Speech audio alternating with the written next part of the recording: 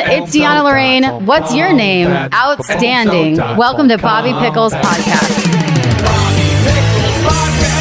That's me. Miss Deanna Lorraine. Yeah. Miss Deanna Lorraine is here at the sweatshop today. Deanna, whose full name is Deanna Lorraine Tesorero.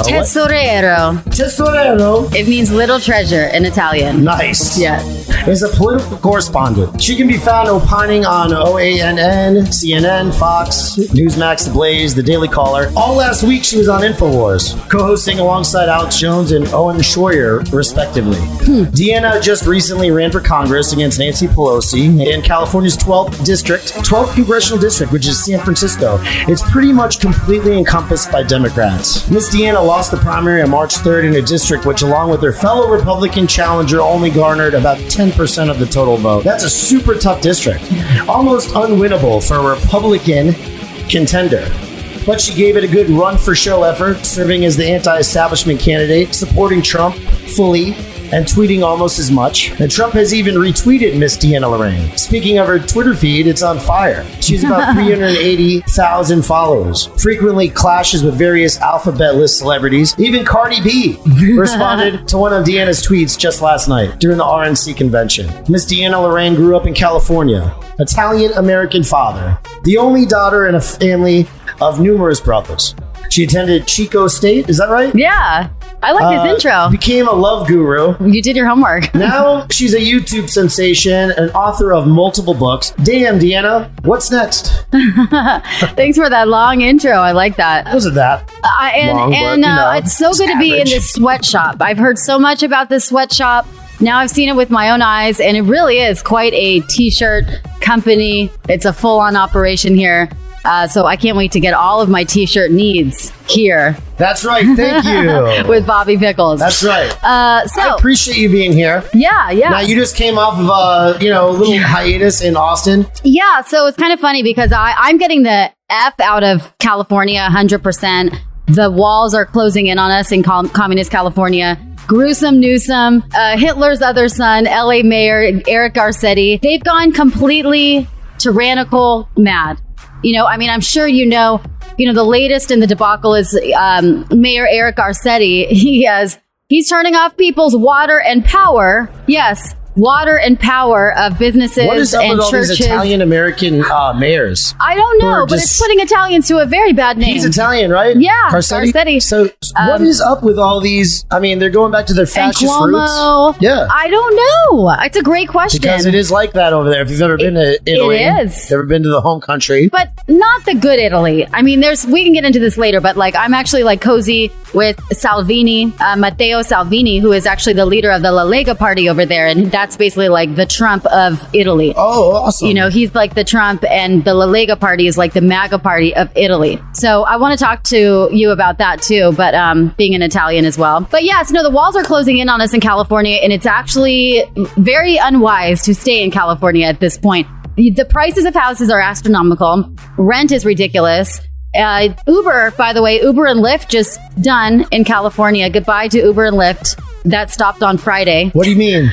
No more Uber and Lyft. They just got rid of about 160,000 jobs, as if there weren't enough jobs and people unemployed in California. Why? Because they signed a ridiculous bill a couple months ago, Democrat legislators, that made Uber and Lyft employees basically no longer independent contractors. Mm-hmm. So that caused some big problems that were completely preventable with an Uber and Lyft. So many Uber and Lyft employees were sounding the alarm about this and protesting and rallying.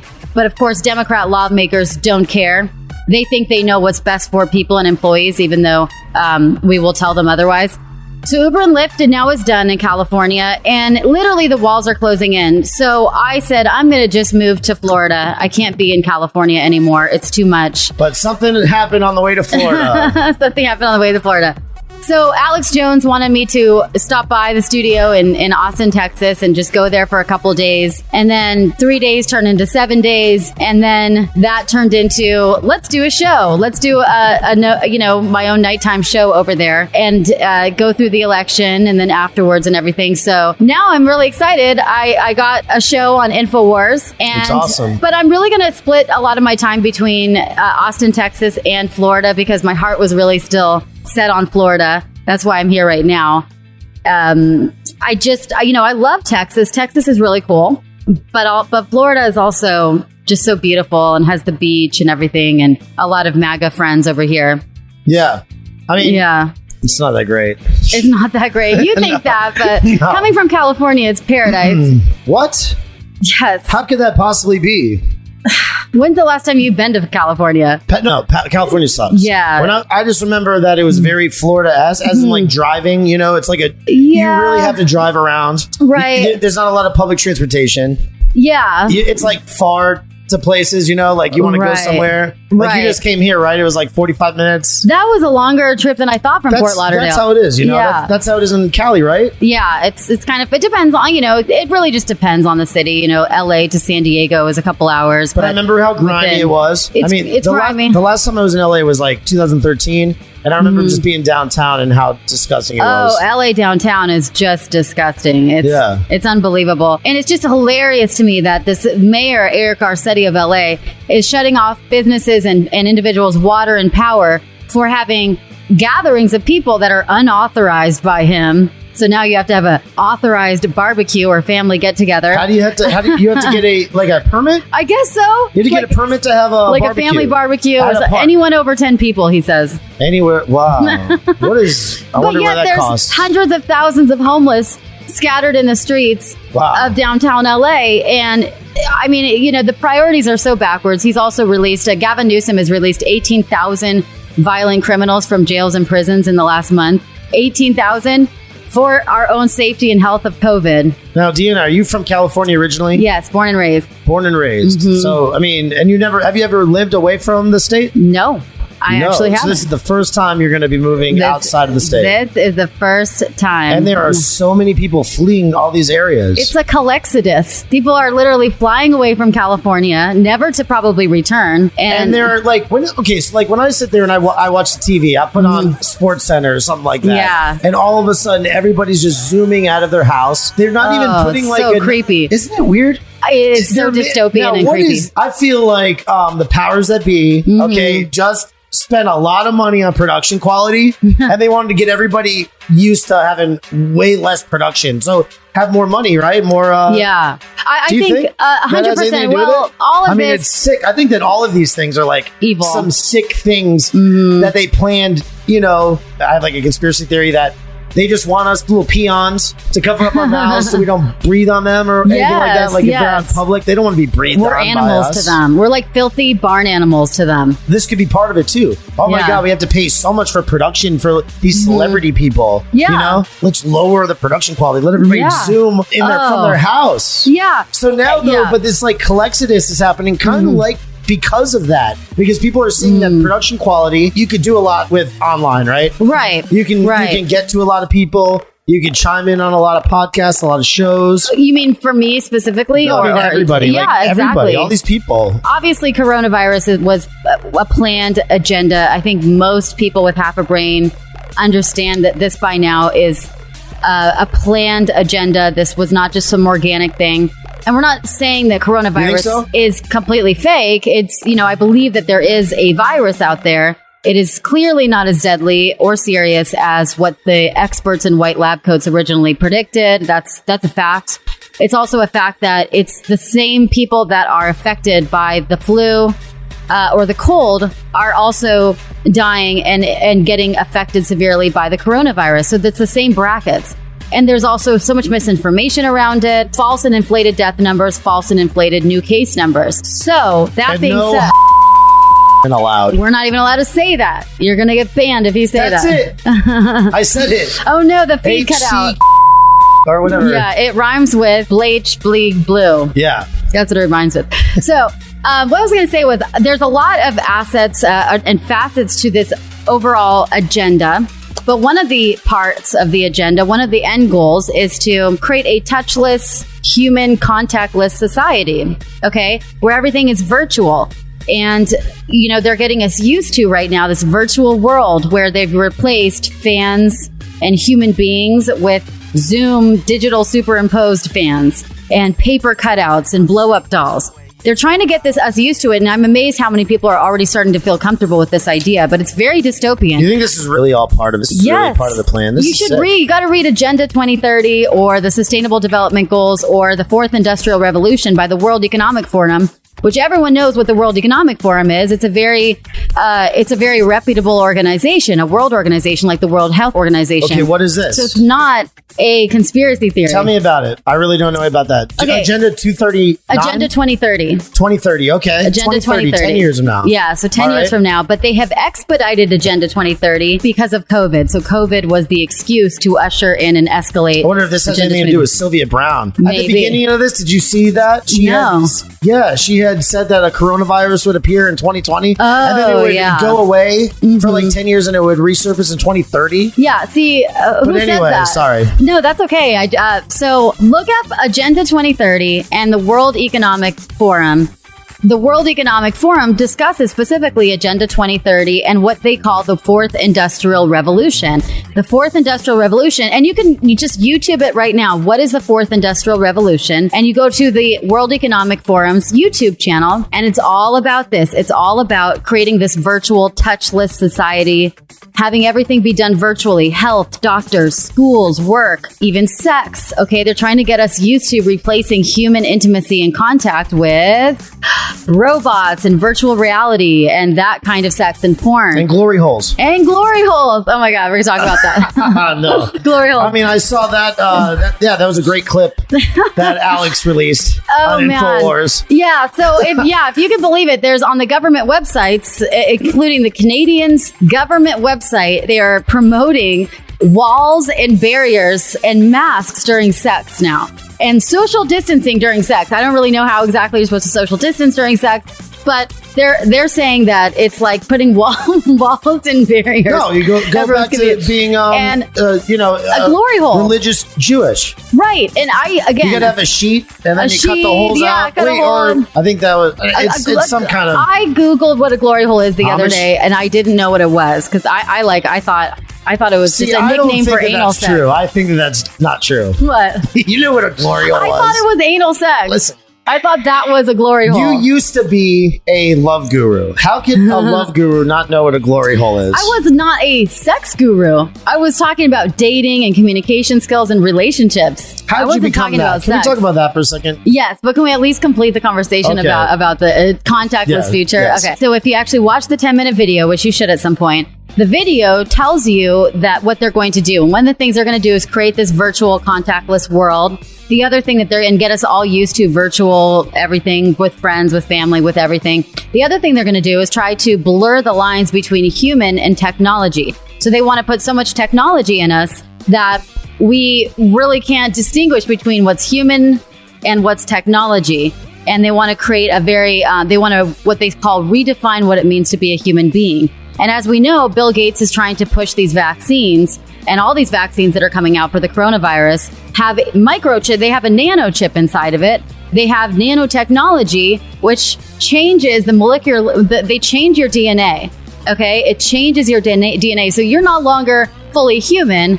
If you put this in you, there's like robotic AI inside of you. This is like part of what they're trying to do. So there's no conspiracy around here, no conspiracy theory. All you have to do, again, is look up like ID 2020 or a biometric chip. And you can see, and Bill and Melinda Gates Foundation have funded these. And it talks about what kind of technology is in these vaccines and in these microchips to create and accelerate this Agenda 2030 or Fourth Industrial Revolution agenda. And it's happening fast and furiously. This is no conspiracy theory. This is no tinfoil hat situation. It's happening. Wow. So that's why there's a lot of concern. I mean, everyone should be very concerned about what's happening right now. So is it a worldwide industrial revolution? It's a worldwide, what they call a great economic or a great global reset. And again, you can find this on the World Economic Forum. It's not one even of those same things. Yeah. Like, didn't they do the same thing with a project for a new American century? Basically? I think so, do you know that about before 9/11 and everything? I mean, they planned it out. Right. They discussed this. They formed groups and stuff like that. And then they all like write papers about it. Exactly. It's like, okay, they're telling us what they're going to do. They're telling us what their agenda is, what their plans are in black and white. It's our dumb fault if we don't actually respond and fight back. If we just allow it to happen, then we're giving them consent. That's what they accept as consent. just like what they're doing with the masks right now. You know, the masks have become from optional to mandatory to not only is it mandatory, but you have to wear them above your nose. And now they're making it more and more stringent and ridiculous, right? So replace the mask soon with vaccine and with other things. They're not going to let up. They're only going to get more and more strict and infringe on our rights even more unless we fight back. I can't believe what's next. I can't believe what's next. From a mask, what do you want us to do? You want us like to, put a garbage bag over our... We're going to be slaves. Yes. Max, vaccine, digital chip. I mean, I don't know if you guys have seen, there's a video going around on my Twitter that went viral yesterday, thankfully. And I was in Delta. I was flying from Austin to Florida. And guess what happened? What happened? I was wearing a mask. I don't like to wear a mask. I rebel against it, but sometimes a girl's got to get from point A to point B. So I did wear my mask, and it was actually, I'll show you what it is. It's a Trump mask. Okay. You want to show me? Yeah. Yeah, show me.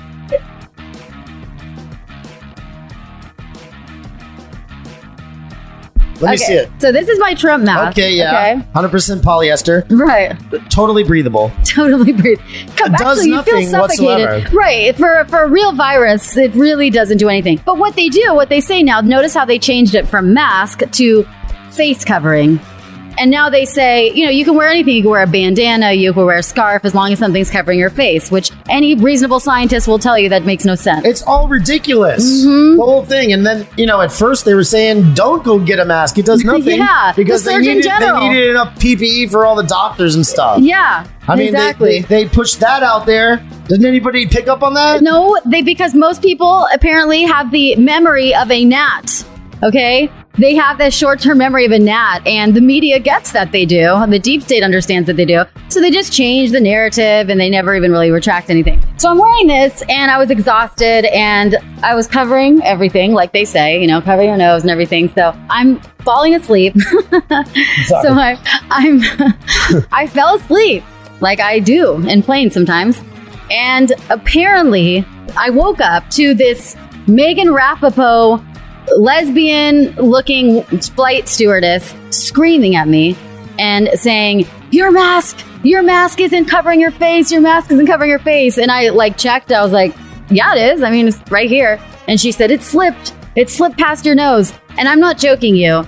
She was screaming at me because my mask slipped under my nose while I was unconscious and sleeping. Okay. So she then tells me, I'm filing a report on you, and you're going to be banned. You're not going to be able to fly again from Delta. And I said, this is ridiculous that you're filing a report on me. I feel like I'm in high school and you're going to write me up for a demerit or something. Oh, my God. Oh, my God. I hadn't even remembered that word, demerit. I know. Till now, wow. And I got so many. I know, right? I got a ton of demerits, okay? Yeah. Lots and lots and lots. And he did too. Definitely. So then I started recording at the end, and I was like, you can't be serious. So you're going to write me up. I'm like, I was sleeping. And she said, yes, but I had to wake you up, and you were being argumentative. And I don't remember this because I was unconscious and I was sleeping. So I'm like, well, you knew I was sleeping. You just told me you woke me up and whatever, but I'm aware of what's happening with my face while I'm sleeping. Most people aren't. I mean, listen, if you're wearing a mask and you're sleeping, you could fucking die, probably. I know, that's that too. What about... suffocation. It was 3 hours where I was sleeping, and God forbid I take a breath of air. My body was probably unconsciously being like, I can't breathe. I mean, I've been seeing a lot more fighting and stuff, like fighting videos on airplanes, right? And before it wasn't like that. I mean, I've been traveling the whole time, You've been traveling the whole time? The whole time. Back and forth from New York. I mean, I've gone several times. People have come down here and visited me. I've gone up there. And have you guys ever got the Rona? Never got the Rona. Never came in contact with the Rona. People that didn't want to hang out with me, though. Yeah. Like my good friends and stuff and like family members. Yeah, me too. They don't want to see me, but then all of a sudden they get it or something like that. I'm like, thank God I didn't go see them. They'd be blaming me. I know. That's true. Yeah. My family won't see me either. But nobody has been like totally insane on the airlines up until I think now. Now people are getting really worse. Like fascist. They're saying, keep that above your nose. Make sure you keep that on your face properly. You can't even, don't let that down at all. You're going to be in trouble. So what happened now? Now you tweeted something for Delta? Yeah. So I recorded forwarded some of this video, and you can see the makeup Megan Rapaport looking stewardess. Yeah. And now, when anything happens, I want to get back to this. But when anything happens to you, though, you're just like, wow, this is an opportunity to get more content and then totally expose this. Well, now. Because you just have like that weapon at your disposal. I just think, at this point, we should all be our own citizens journalists, and we need to always kind of have, if we're put in a predicament or we're feeling like our rights are being violated, it's important, like, just kind of have your hand on your phone and get kind of ready to record. She didn't know I was recording. No. But I was like, no, I need to get this going, because now there's been like 10,000 retweets. Tim Pool just retweeted it. A lot of people are retweeting it, and people are seeing it and saying boycott Delta, hashtag boycott Delta. And it pushed Delta to finally respond. So they responded, and it was a terrible response. What was the response? Hello, Deanna. We are sorry to hear about your mask compliance issue, but let us know what happened and we'll look into it and investigate further.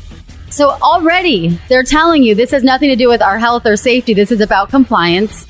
And secondly, what they're saying is it's somehow my fault, right? They're saying a mask compliance, like I was a bad girl and I wasn't complying. I hate that. Yeah, I hate that so much. Mm-hmm. Just reminds me of Catholic school, you know? I know, me too. God. I went to Catholic school. You're not complying. You did? Oh, yeah, all my life. It's that same thing, though. It's that same thing. The nuns were really on a power trip. Yeah, they're all on a power trip. All these people, you know? Yeah. So the whole world's on a power trip now. They are. They're all and they're going to mess with you over stupid little stuff. Yeah. So all of that stuff in the classroom. Yeah. We really were getting ready for life, right? Yeah, we were getting ready for life. They were conditioning us properly, I guess. Yeah.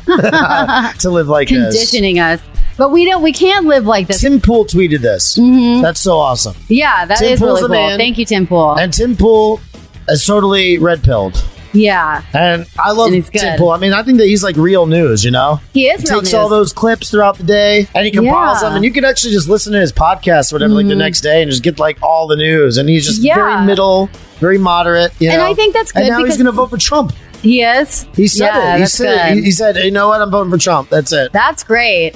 Because that could bring a lot of the middle people into the fold. You know, someone like Tim Pool, because he's not just this raging Trump supporter. He's someone that people have seen this thought process of how he got to supporting Trump. Yeah, I've seen the whole very thought process for the last year. Yeah. And it's pretty cool to be able to see that. He's late to the party. He is late to the party. You know, but as soon as they get there, I'm going to wonder too, like when we look back on this, because he's going to win again, you know? You think so? If he doesn't win again, it's going to be complete bedlam. I know, it's going to be a civil war. I think there's going to be a civil war. Even if he wins, I think we're going to see hell on earth in America. Well, Rogan, from the left. Like Rogan on one of his recent podcasts, he was saying, they were talking about whoever wins, whatever, what's going to be the best outcome. And they were saying, Rogan was like, oh, if Biden doesn't win, that's going to be horrible. Like if Trump wins again, it's going to be horrible. But it will be a lot better if Biden wins. And I'm thinking, what the fuck? That's like clown world. That is clown world. How could you even think that? Why? That's crazy. That would be the true dystopian like reality, you know? And especially with all this potential voter fraud that's happening all through the country. And you know that's happening. Of course. I mean, look at the way the midterms turned out. The midterms were just a little preview of what the Dems are cooking up now in this election. And we've seen how desperate and low they go. There is no low that they won't go. The left is willing to lie, steal, cheat, kill. I mean, frame, set up people. I mean, they're going really so dirty. They really do have Satan in their heart. Yeah. They really do. These are people that don't think about God at all. Yeah, it doesn't even enter their brain. I'm just thinking about how I went through life like that, because I really did go through life like that. Really? Until a certain time. Was Satan in your heart? No, but the lack of God was in my heart. I did not care. You know, I thought just like them. Wow. Yeah. That's and crazy. It's really a place of stupidity. Yeah.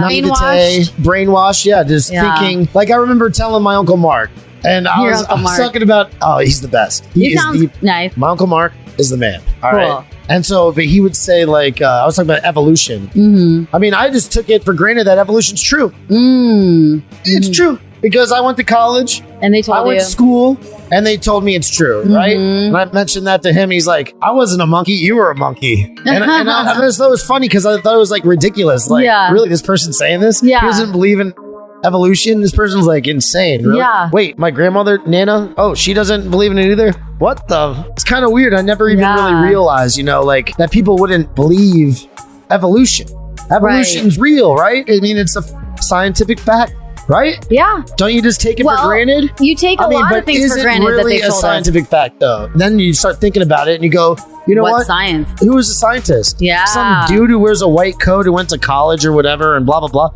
He's just a human being just like me. He's going to die just like me. Yep. Is this person really that much smarter than me? Exactly. No, this person isn't. He's a bullshit artist, just like most people are bullshit artists. They're faking it till they make it, right? They get in there, they eventually figure it out or whatever, and it's all bullshit. Mm-hmm. It's all recycled bullshit. Like, what? They used some kind of dating apparatus to tell that was then, back how many thousands of years ago? Yeah. This is ridiculous. I mean, Good point, Bobby. Big Bang Theory. The Big Bang Theory. What is that about? We just take it for granted? Right. Yeah, and, it's true. Big Bang, it's true. Well, now what's even more frightening is over the last couple months, we've really seen what you just said come to life. Whenever they say trust science, trust the scientists, we now know whose scientists they're telling us to trust, which is Dr. Fauci, Bill Nye, and Greta Thunberg. If those are the scientists telling us everything that we thought we knew in high school and in college and everything about science and the way the world works, we're in deep trouble, and we absolutely should be questioning things now. Yeah, WHO. You know? Yeah. Right? Yeah. I mean, all of these things, like these international... It's a bad year for the band The Who, by the way, this year. Oh my God, I think yeah. they probably went out of business. I forgot who said it, but somebody said, like, the New World Order is already here. Yeah. And it's in all of these international organizations. Exactly. World Health Organization, right? The International Monetary Fund. All these different World Economic organizations that have, like, international in the world, in the word or world. That is the NWO right there. Yeah, and the deep state, like there's so many different terms for them. The deep state, the swamp, the the New World Order, which is their agenda. I think there's some subtle differences with all of those things, though. The deep state and the New World Order. What I think the deep state is? The deep state's like the shadow government, right? The deep state, what I think, it's like the unelected bureaucrat government from the top that's really pulling the puppet strings from the Bill Gates. What is a I part sometimes think of it as like, well, we're in like an inverted dictatorship. It's not President Trump who's the dictator. It's all these Congress people who are all bought and paid for, and they're all owned and stuff. And those are the ones that are like the dictators. And it's like that's like the deep state, or like the deep state is the carryovers. Like people got appointed by Obama, for instance, and they're in these unelected offices for lifetimes and stuff. Right. That's the deep state. And then they get their kids a job and the kids' friends and blah, blah, blah. And everybody, and you can't stop it from there. No, it's like a root that continues to grow. I know, it really is. It's like a cancer. And Trump has been, I believe, trying to stop it and trying to kneecap them. But because they've worked so deeply with blackmail and all these strings being pulled behind the scenes, it's very difficult to cut out the whole, snake. It's like when you cut off the head of a hydra, it just another head grows again. So it's really difficult for him to completely dismantle this deep state, this whole shadow government, because it goes through all over the world. But I know that he's been working on it. I just don't know if he's going to be successful, but I'm sure I'm praying every day that he is successful. If anyone can do it, it's Trump, because he's really, he came into this not bought and owned by anybody. Exactly. But it's kind of gives you a feeling of hopelessness sometimes, because it feels like, especially throughout the last few months, like, do we even have a say at all in anything anymore? I know, because, I mean, come on. Does our vote even matter? Does anything matter? You know that most people want Trump. I think so. I think in reality, yeah. In reality, most people want Trump. Mm-hmm. That's reality, Yeah. And they're going to stop that. They're going to try to stop it. But if he's successful, okay, and this is going back to what we were talking about like a second ago, then it's going to be like, when did you jump on board? When did you finally figure it out as a liberal that you were being bullshitted and brainwashed? And when did you finally switch? Like, it took Tim Pool full whole years. Damn. I mean, I switched immediately, like in 2016. I realized what was going on. Before that? Yeah. Wow. I was a liberal, lived in New York. I have a degree in English, liberal arts degree. I took African American prison literature. African American prison literature? Why to abolish the prison system? Oh my God. I took all kinds of stuff. I took some good stuff too, like speech writing and learning about rhetoric, the art of rhetoric and all that stuff. That's awesome. And that was actually what really got me into even thinking about politics at all. That really first rhetoric and learning how to psychologically play with words to manipulate the crowd. Persuasion. It's awesome. Yeah. But that's interesting. That's cool to hear your story, though. But going from that, you know what happened was my father passed away. Okay, and up until then, I was on autopilot. Like I wasn't even thinking about death. I was just thinking about blah blah blah, going through life. Right. Da, da, da, da, da. I think that society was created to get your mind off the fact that you're going to die someday. You know, just like the Indians and Native Americans,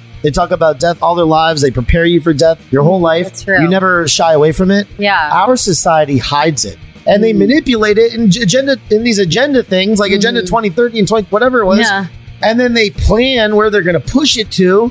It's all a manipulation to get your mind off the fact you're going to die one day. They have entertainment. They have all these different things. Yes. Yeah. And that's what it is. And then so when my father passed away, I went, wow, like you're here. This is your only chance. Wow. Like you have to take the world by the balls. You got to do what you got to do. By the balls. Yeah. You got, and if you're going to be successful in life, it's going to be because of you. You got to do it on your own. It really just snapped me out of everything. That's really, really cool. That's a very cool wake-up story. Yeah, but it's crazy to watch these people because I feel for them. I go, you are a dumb fucking liberal who's going through life not even thinking about anything. You think you're going to live forever. You are a dumb person. Right. Like, you don't even consider anything deep.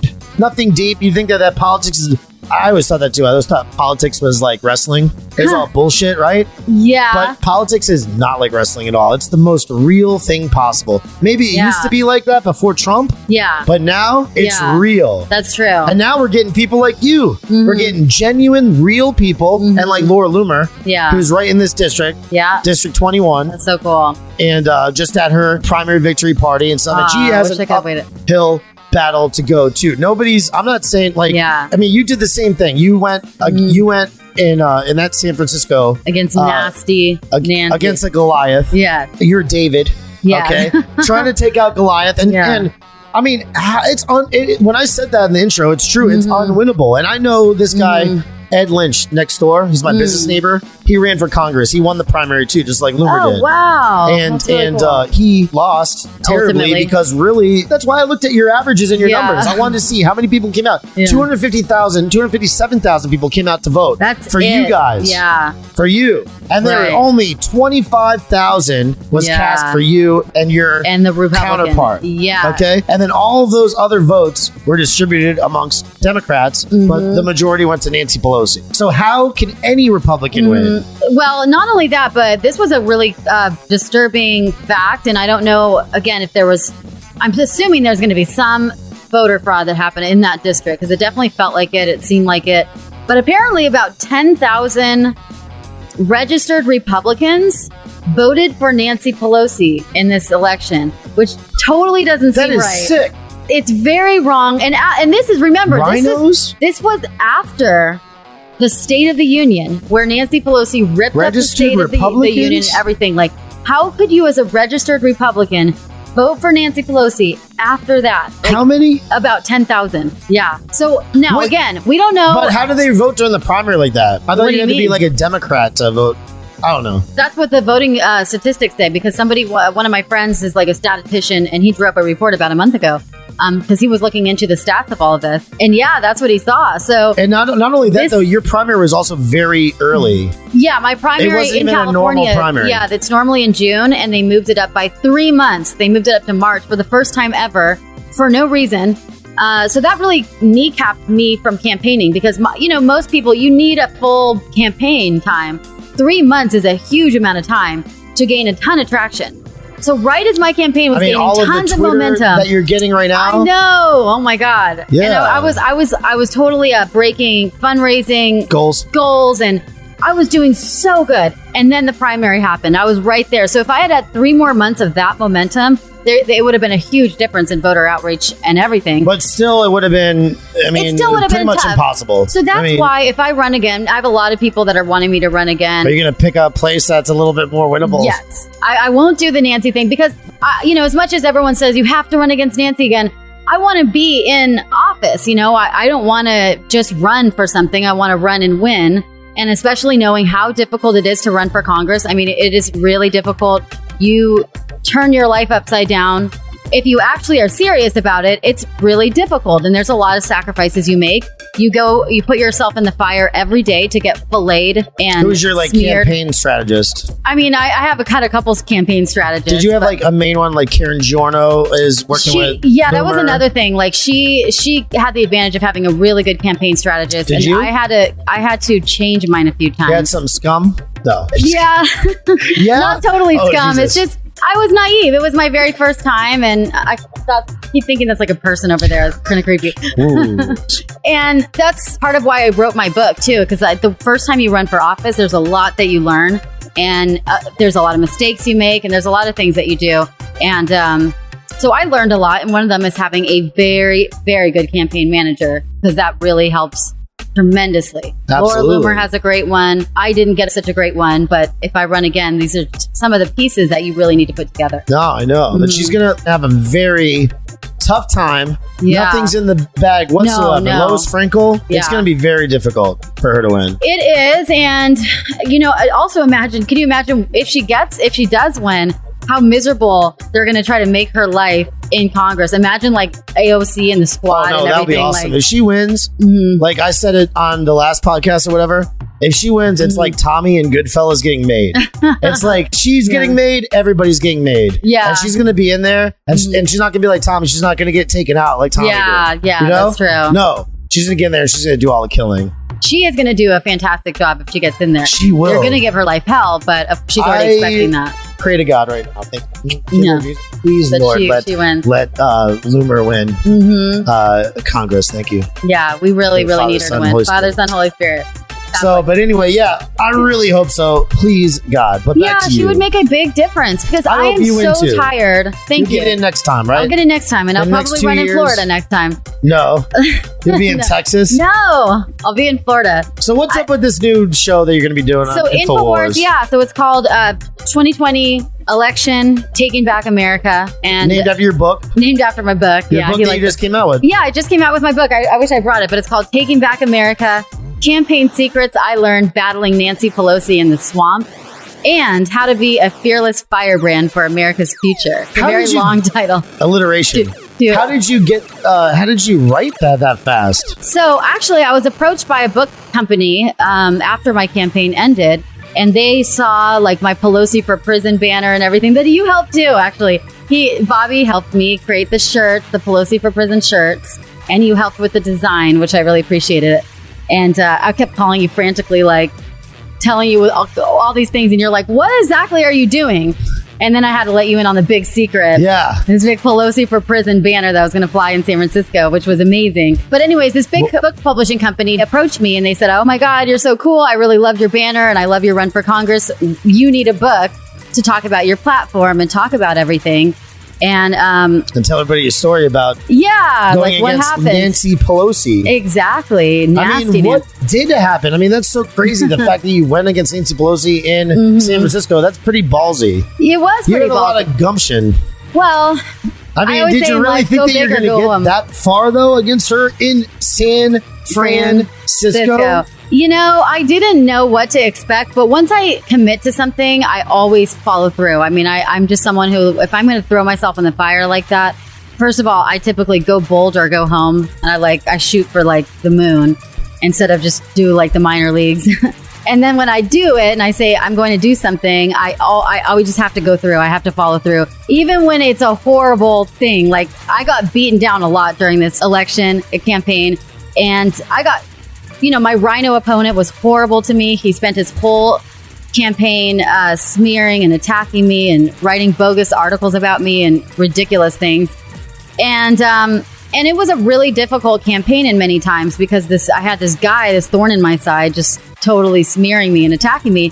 And then he even worked with someone that I dated for a very short amount of time who was crazy and stalking me and all sorts of things. And the two of them were working together to try to attack me the whole time too. So it was not cool, but I survived it. And this book publishing company wanted me to write a book. And I, at the time, was thinking, I just got off of this crazy campaign. I don't feel like doing any work at all. I'm like exhausted. But then COVID happened. And then quarantine happened. And then the lockdowns happened. And I honestly found myself without much to do. And I don't like to just sit there and twiddle my thumbs all day. And so about a month or so into the lockdowns, I, circled back in with the book publishing company, and I was like, maybe I'll just write this book, because they kept on really, really encouraging it and pushing me. So I wrote the book during lockdown. Wrote it within 2 or 3 months. I just found California just kept on locking down. No, I mean, that's didn't have much to do.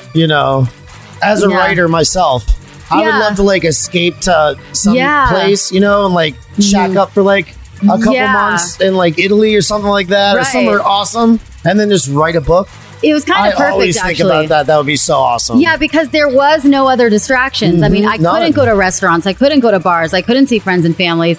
So it kind of forced this, just, okay, well, I'm just going to vent. And I was extremely angry and passionate because of all the things that were happening right now in the, So I channeled all that anger and passion into my book. And it was funny because I had to change the ending in the book a couple different times because I was all done.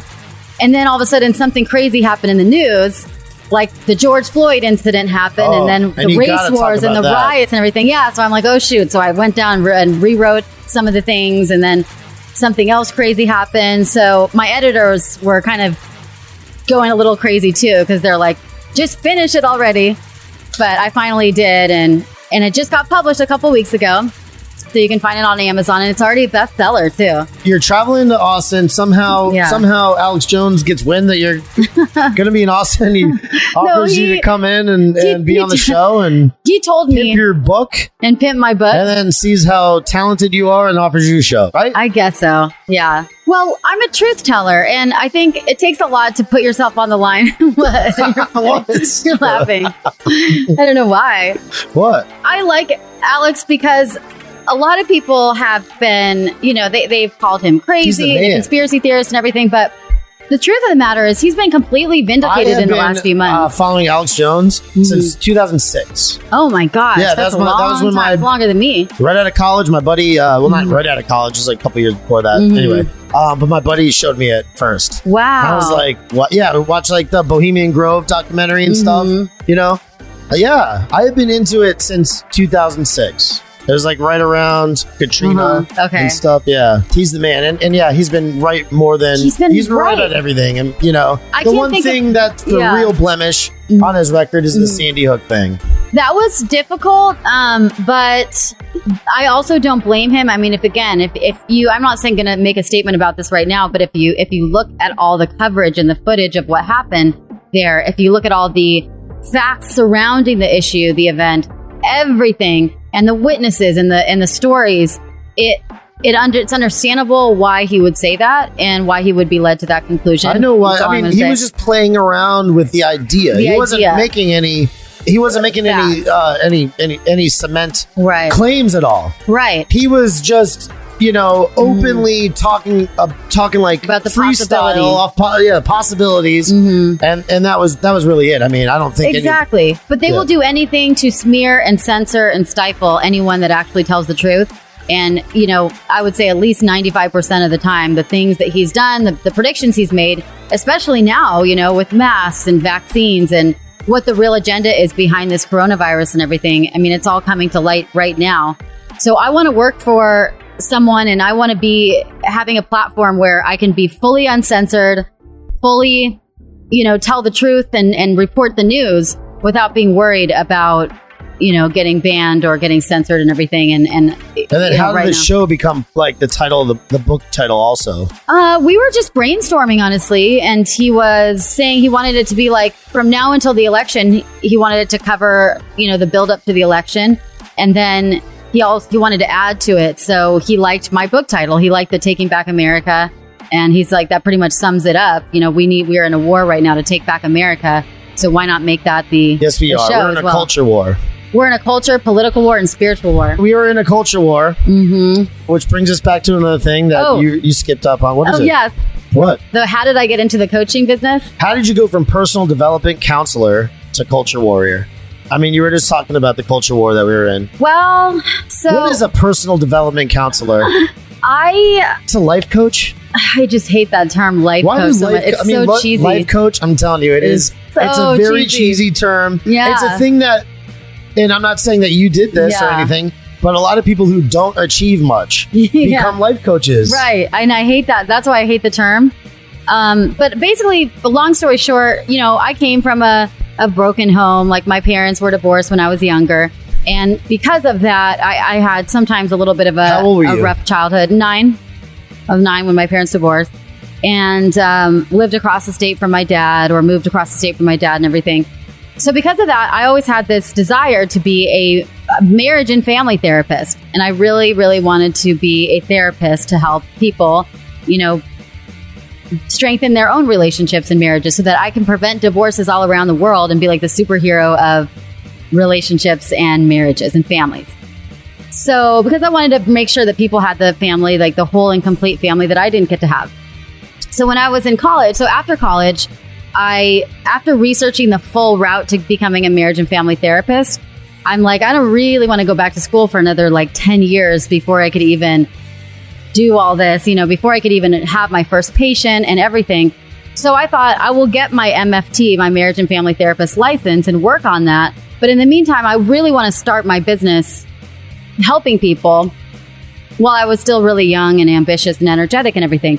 So I went to a school to get your personal development coaching certification. And it's like a 9-month school. And you have to, by the end of it, you have to have 3 paying clients, and you have to, they teach you all the skills of kind of like therapy, this like what is like when you get your license to wed people, kind of? No, that's an efficient website. Like online thing? Yeah. No, this was a real school, accredited school, but it took 9 months. And so after that, I got this certification, and then I continued to, get additional certifications in NLP, neuro-linguistic programming, and some other things. And then I just opened up my business, and I was just, going to get my MFT license on the side while I was developing my business. I didn't expect, but my business just totally took off, and I ended up it just really took off. I was able to see tons of clients. And people were really looking for anything from building your confidence to, people with Asperger's and autism, learning communication skills and self-esteem building, relationship development skills, all sorts of things on the spectrum. And so I really enjoyed it for a while. I really liked it. And then I started a YouTube channel, and I would give advice, and I would go on the news, and I was like a commentator, but for that world, to get to comment on current events and things like that had to do with personal development or relationships, things like that. Okay. So that was a booming business, actually. But then what happened was I discovered that the more I got into it, the more I realized there's something just really deeply wrong with our culture and our country right now. And it's just not working. There's so many families that are breaking up. There's so many divorces that are happening. There are so many people that are not getting married in my generation. So many boys that are growing up without a father, and so they're turning really feminine and not very masculine. So many women that are growing up with this super feminist attitude, so they're also doing some things that are wrong and weird.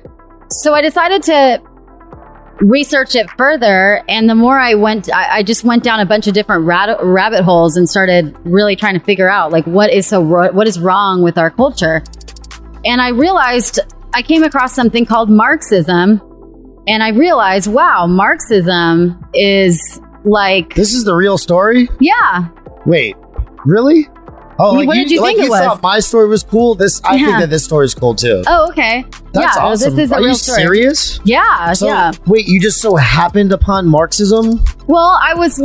Nobody told you about it? No, definitely not. Just in your research of family, marriage, trying to get people to instill, keep going. Yeah. People give up so easily, right? That's the problem. Exactly. People immediately give up. Yeah, they just throw in the towel and everything. They throw in the towel. It's crazy. They're just like, fuck it, let's burn the bridge. Yeah. I don't care. And I'm a product of divorce as well. Yeah. And my parents got divorced right around the same time. Oh, okay. I was 9 years old. I was 4th grade. So it is the single most traumatizing thing that happened in my entire life. Wow. Was that. I remember when that happened, and there's nothing that makes you more insecure, because I think about what my grandfather says. My grandfather says family is everything. Yeah. And like Italians live a long time, and the reason why they do is because of family. It has nothing to do with, has zero to do with the diet, has zero to do with anything else. I'm serious. The blue these blue states, you look at any of them, the Costa Rica, you look at Japan and Italy, right? These are those blue states where people live the longest on earth. Yeah. And they have the most centenarians. It's because of the family unit. That's a beautiful They don't thing. have to think. They don't have to worry. Yeah, my grandfather, he doesn't worry. Everybody takes care. He's still driving around and stuff. He's like nearly 90 years old. It's That's a really great family thing. unit, but we don't have it unit. anymore. Exactly. We just immediately say, forget it. Yep. And it's so sad when people die too. Certain people die and then they kept the family together after you get into the big family, the extended family, that starts breaking down too. Yes. Eventually. Exactly. And I love you. You're awesome. And I think that your whole story is awesome. But definitely you had no business being a coach, right? Well, because I'm not trying to be disrespectful to you whatsoever. But it's are you married? No, and right? that's what I realized. You gotta like when I get relationship advice from my friends, for instance, I always get people wanting to give me messed up relationship advice about whatever I'm doing. And I immediately analyze how their relationship is. Okay, where is this person? Yeah, they're not doing anything. I am not listening to them. It doesn't matter what that person says. And that's why I started changing my path, because I'm like, there's something very wrong with this culture, and feminism, which I really, it always rubbed me the wrong way. I never ever aligned with feminism. And so when I started realizing and researching, the roots of feminism are Marxism, and a goal of feminism and Marxism and liberalism, progressivism, all of these things are just front groups for the Marxism and the Marxist agenda. They take over the family. Break up the family unit, right? Turn women against men. Create asexual, gender-neutral people so those people don't breed and repopulate, right? There's so many, and then neutralize and demonize men so that they're feminized and they're not anymore a threat to society. They're not strong. They're weakened, and masculinize women so that so men are no longer attracted angry to women. lesbians who wake you up on the plane. Right. So there's all these agendas going on. Mask?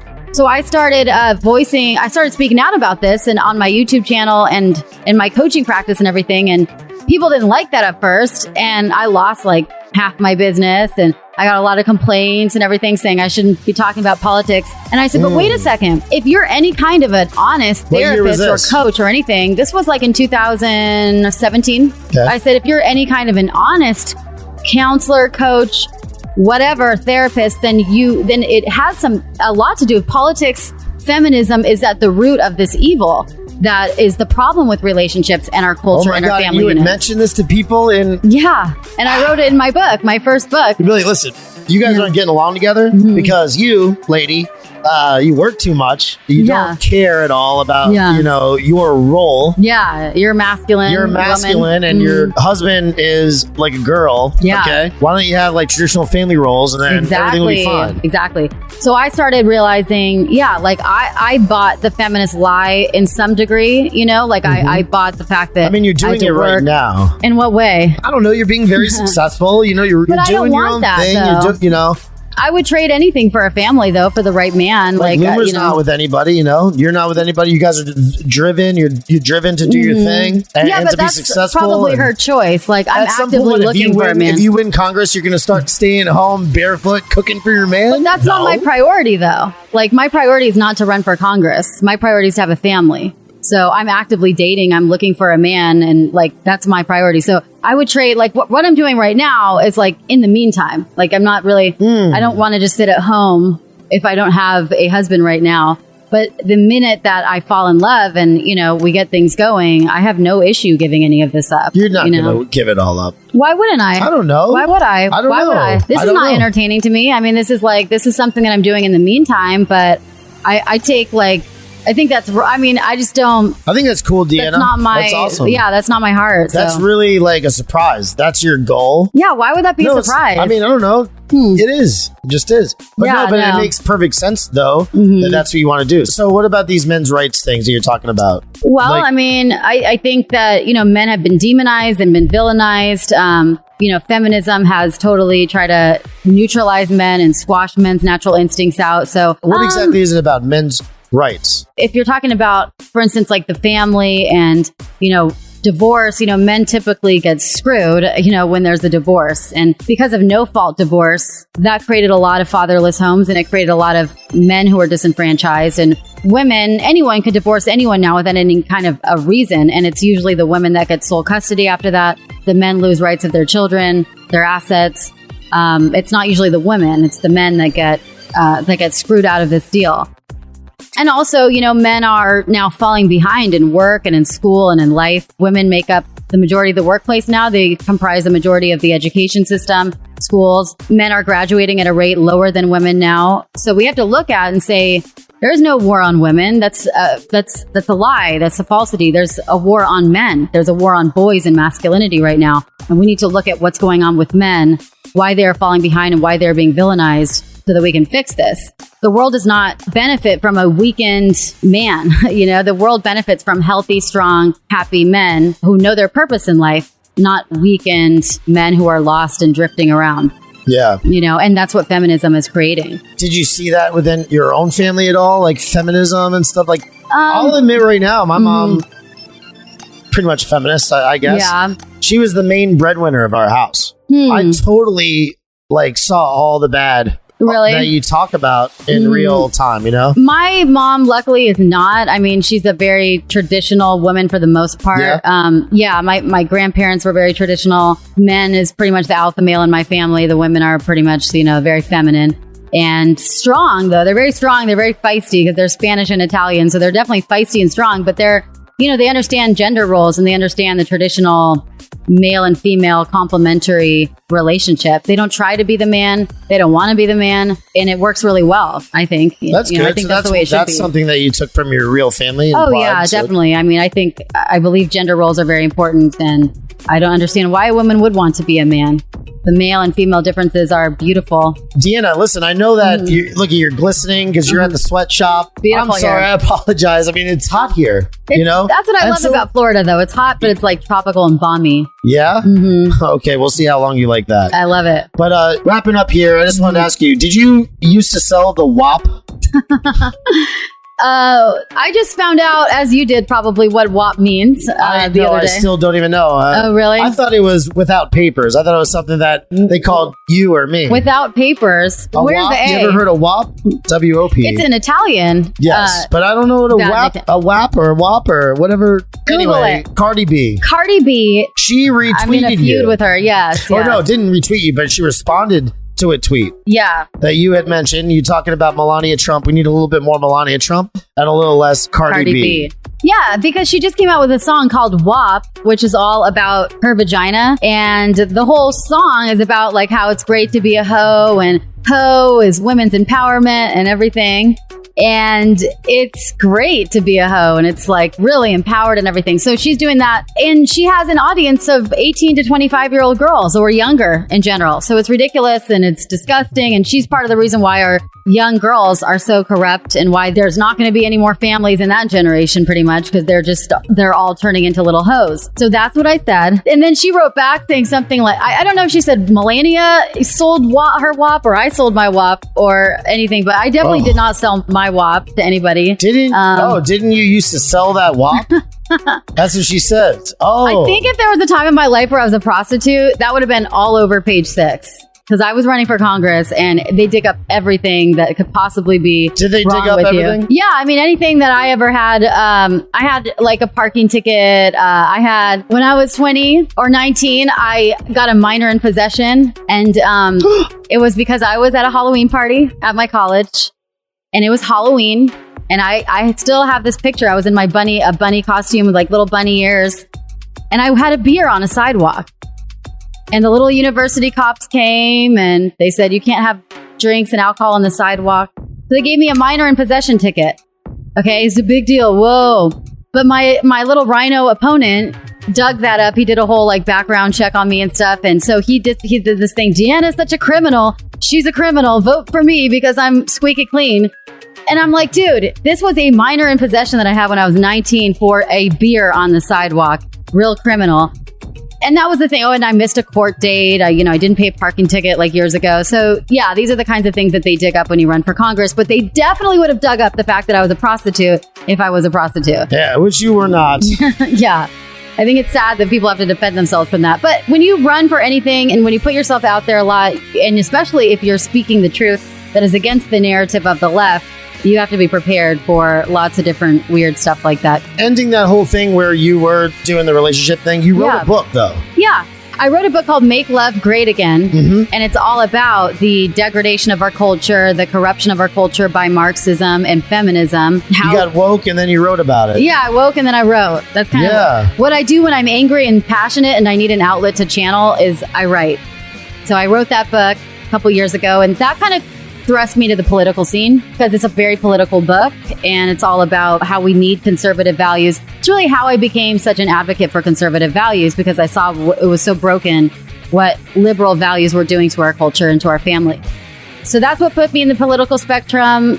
And then the rest is kind of history. And then I just started getting really outspoken in the conservative world. And then I wrote for Congress. Deanna, let's get out of here and go get a beer. Okay. All right. Sounds good. Let's quench our thirst. Before the curfew, starts imposing on us. Oh my God, yeah. Is there still a curfew here? I don't know. Okay. I didn't pay attention. Okay. All right. It was so good being here on your podcast. Thank you guys. Thank you very much. Yes. Appreciate it. Follow me on Twitter. Yes. For all the craziest. Say all the things. Say all the things. Say all the things. At Deanna for Congress still? Yeah, I can't change it, unfortunately, because you will lose your blue check mark if you change your name. God. I know that sounds ridiculous, but it's good to... I don't want to lose my blue check It's not bad to have the for Congress, though. Yeah, it's kind of like for president, I guess. I guess I'm always POTUS. a congresswoman now. POTUS, he was just on there talking about what are you going to do afterwards and stuff with your Twitter. And he said that, he's not going to tweet that much afterwards. Yeah, right.